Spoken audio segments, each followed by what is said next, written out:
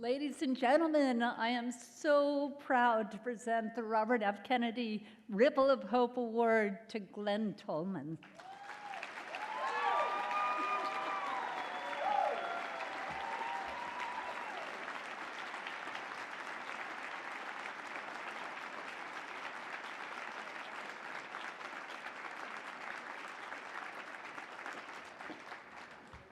Thank you, Carrie.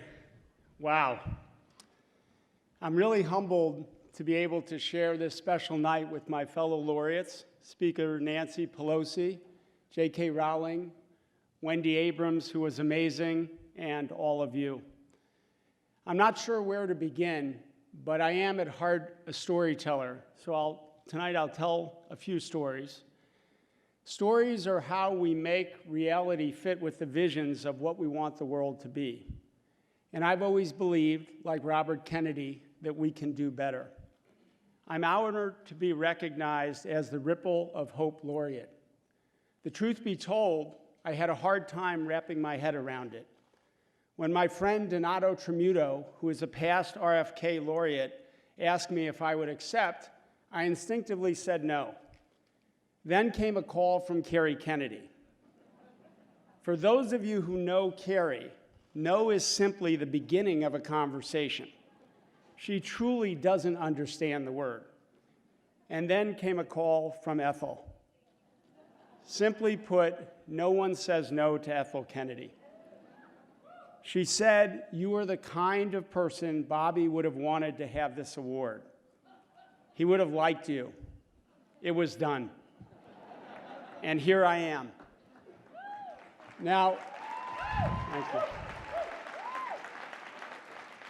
My mother always said, "Do the work and let others take the credit." But now I just accepted this award, and my first thought was, what can I do in the next 4 months to deserve this? Even the magic of Harry Potter couldn't spell me out of this challenge.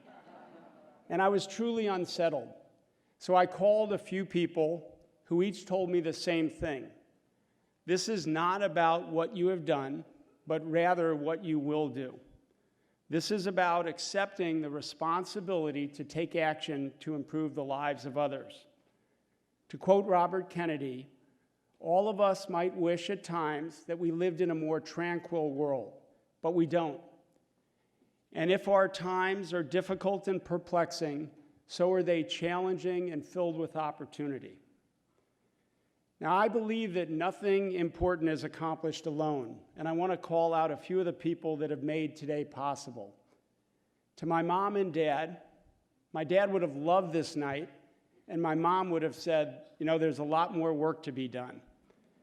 To my 5 brothers and sisters, who all had a hand in shaping their baby brother, and to my friends and business partners who stuck with me, believed in me, and saved me from myself on more than one occasion, and you know who you are. Thank you. And most important, to my family, my amazing children, Ben, Kaylee, and Sam, who have always inspired me, as you saw Sam beautifully describe, and taught me, and especially to their mother, Trish, who softened my relentless drive with balance and compassion. Anything I've done was due to the positive efforts of all of these people. For me, it truly did take a village. Now, we're all shaped by people and experiences. And after taking my first company public, I was asked to speak at my alma mater, Bucknell University.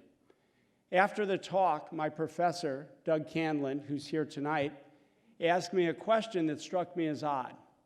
He said, "How do you think you're doing?" And I had just completed a public offering, felt pretty good, and I told him so. And he paused and he replied, "Okay, well, I have a different view. You know, we didn't educate you to make money. We educated you to make a difference, and I haven't seen that yet."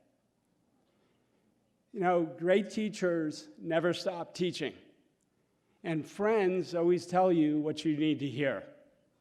And based on that conversation, I knew it was time to refocus my energy, and I believe that nothing was more important than fixing our healthcare system. Now, that journey started with a company called Enterprise Systems, where we focused on reducing errors in the operating room, then to Allscripts, a much larger stage, where we introduced electronic prescribing and electronic health records to the world. And then came my next wake-up call. I was traveling when I received a phone call that every parent dreads. My son Sam had been diagnosed with type 1 diabetes. I knew there was no cure. I knew it would change his life and ours, and I rushed to the hospital. And Sam looked up at me and said, "Dad, can you fix this?" And as any parent would, I said, "Yes, we can." I had no idea that my life would change with those simple words. Fast forward a few years, Sam was healthy, happy, and living a great life with his sister and brother. But I was still determined to fulfill my promise to find him a cure. And I was invited to watch a stem cell transplant, which was really the cure we had all been waiting for. And I saw it, and I saw someone go from having diabetes to not having diabetes. And I couldn't wait to tell Sam. But his response was nothing like I imagined. He asked me a simple question. He said, "Would this be a cure for everyone?" And I said, "No, but you'll be one of the lucky ones." And he looked at me without missing a beat, and he said, "Is that fair?" Without waiting for my answer, he concluded that he would wait till a cure was available for everyone. He knew the right answer. One of my favorite quotes from Robert Kennedy talks about dedicating ourselves to make gentle the life of this world. And my new company, Livongo, which you heard about, is all about empowering people to take ownership of their own health, to ensure they don't ever feel alone, and to make care more affordable. That's our ripple of hope. For me, hope is a story of what should be and of what can be. It's a story that can, if told with enough passion, enough energy, enough caring, enough enthusiasm, and enough determination, change the world. So as we leave this amazing gala this evening and return to our daily lives, I would suggest that we use as our compass for every action the question Sam asked so many years ago: is that fair? Like Sam, in our hearts, we will always know the answer to that question, and we'll always know what to do about it. So I accept this award tonight, understanding that with it comes the responsibility to create the ripples that will make the world a bit more gentle for those who need it most. Thank you very much.